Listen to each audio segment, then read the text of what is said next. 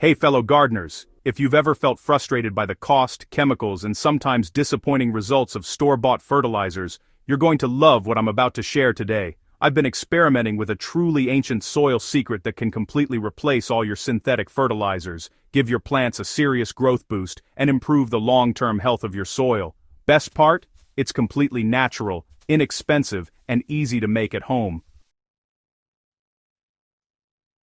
In this guide, I'll walk you through exact ratios, step-by-step preparation, and how to use it correctly, tailored for any garden size. Whether you're just starting out or you've been gardening for years, this is a trick that can revolutionize the way you grow your plants.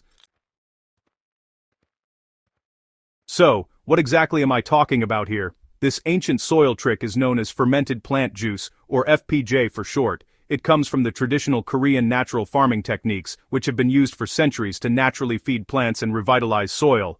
FPJ is essentially a liquid fertilizer made from fast-growing green plants fermented with sugar. Why does it work so well? Well, during fermentation, the sugars feed beneficial microbes and produce natural plant growth hormones, enzymes, and minerals that are immediately available to your plants. Unlike synthetic fertilizers, FPJ doesn't just provide NPK, nitrogen, phosphorus, potassium, it also improves soil biology, which means stronger roots, greener leaves, and better yields over time. In other words, FPJ nourishes both the soil and the plant, creating a healthy ecosystem rather than just delivering nutrients artificially.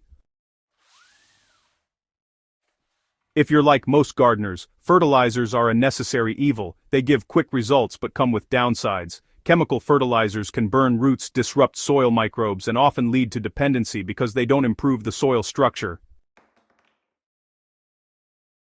FPJ, on the other hand, is gentle, organic, and self-sustaining. Using it consistently over a season allows your garden soil to develop resilience. You'll notice that plants fed with FPJ are vibrant, resistant to stress, and produce better fruits and flowers. Once you start using FPJ, the reliance on expensive chemical fertilizers diminishes, saving money and helping the environment. Plus, seeing your garden thrive on something you've crafted with your own hands, that's priceless. Now, let's get to the fun part, making your own FPJ. Don't worry, it's simpler than it sounds, and I'll give you exact proportions so you don't have to guess. For a small home garden of about 10 square meters, here's what you'll need. Fresh, fast-growing plant material. This can be comfrey, sweet potato tips, or even weeds like chickweed. You need 1 kilogram of plant material. Brown sugar or molasses, 1 kilogram. This 1-to-1 ratio by weight is essential for proper fermentation. Optional, a little non-chlorinated water to help mix if the plants are very dry. Step 1 is to harvest your plants. You'll want to collect your plants early in the morning when their nutrient levels are highest. If you can, choose young, tender shoots. They're packed with growth hormones and minerals. Step 2 is to chop them finely.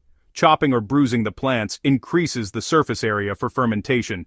This really helps release the nutrients and makes the process faster and more effective. Step 3 is to mix with sugar. Combine the chopped greens with brown sugar thoroughly. The sugar will extract the plant's juices and feed the beneficial microbes during fermentation. Step 4 is all about fermenting in a jar or bucket. So, you'll want to place the mixture in a clean jar or bucket and cover it loosely with a breathable cloth. Remember, you should avoid airtight containers because fermentation produces gases that need to escape. Keep your container in a shaded area for 5 to 7 days, and make sure to stir it once daily. This helps prevent mold and encourages even fermentation. Step 5 is to strain and store. After fermentation is done, go ahead and strain the liquid. This is your FPJ concentrate. Store it in a dark bottle, and if you seal it properly, it can last for up to 6 months.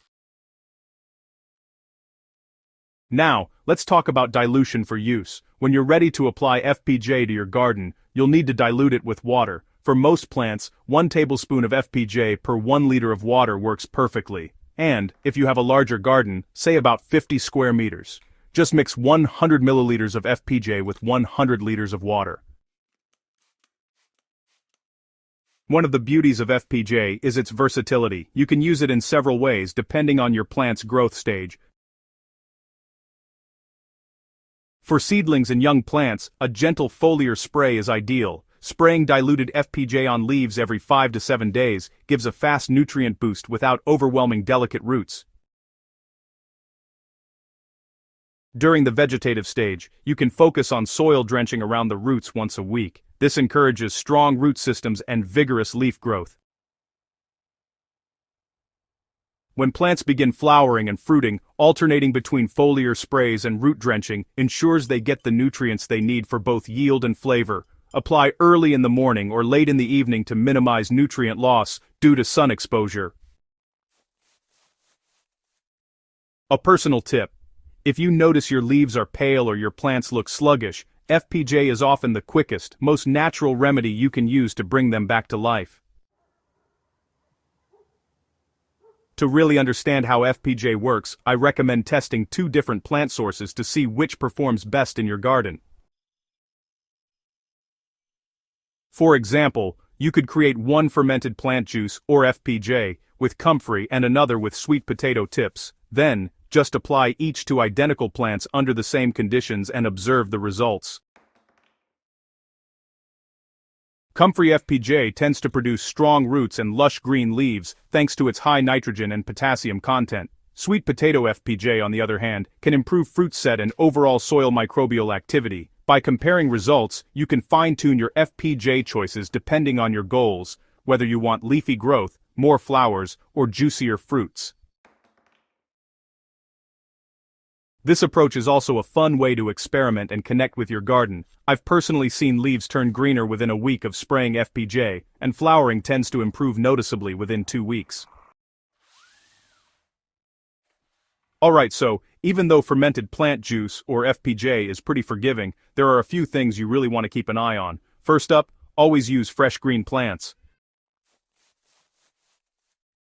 Now, older, woody, or diseased plants can introduce some unwanted compounds and, well, they can reduce the effectiveness of your FPJ. Second, make sure to maintain that 1-to-1 plant-to-sugar ratio.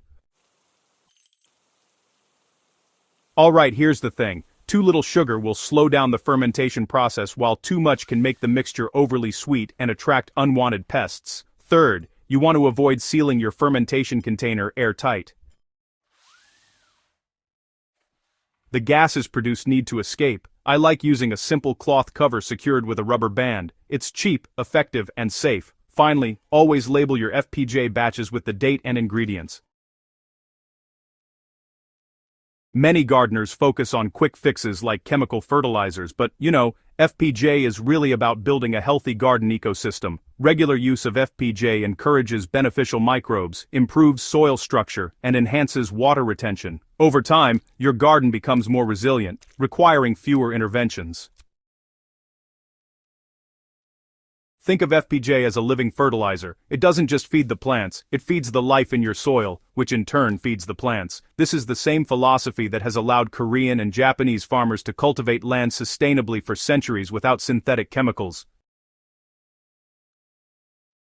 From my experience, the key to FPJ success is, honestly, consistency and observation. It's a good idea to make a new batch every few weeks to keep your plants nourished. Watch how your garden responds, and don't be afraid to experiment with different plant sources.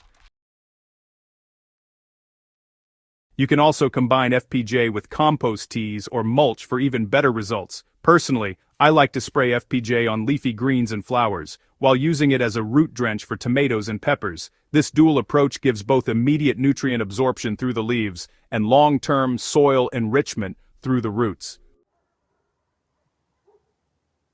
Remember, gardening is as much about observing and learning as it is about following recipes. Every garden is unique, so use FPJ as a tool and just watch your plants tell you what they need.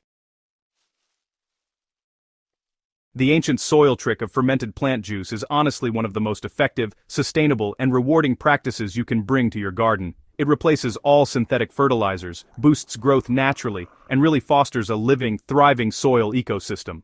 By following the correct ratios, using the step-by-step guide, and just taking the time to observe your plants, you'll start seeing greener leaves, more robust flowers, and higher yields in no time.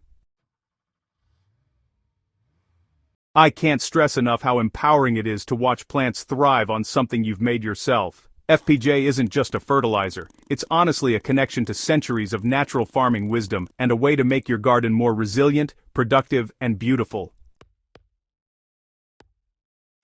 So, fellow gardeners, here's my challenge for you. Try your first FPJ batch this week, experiment with different plants and see the difference for yourself. Share your results with your friends and let's grow a community of gardeners who trust nature over chemicals.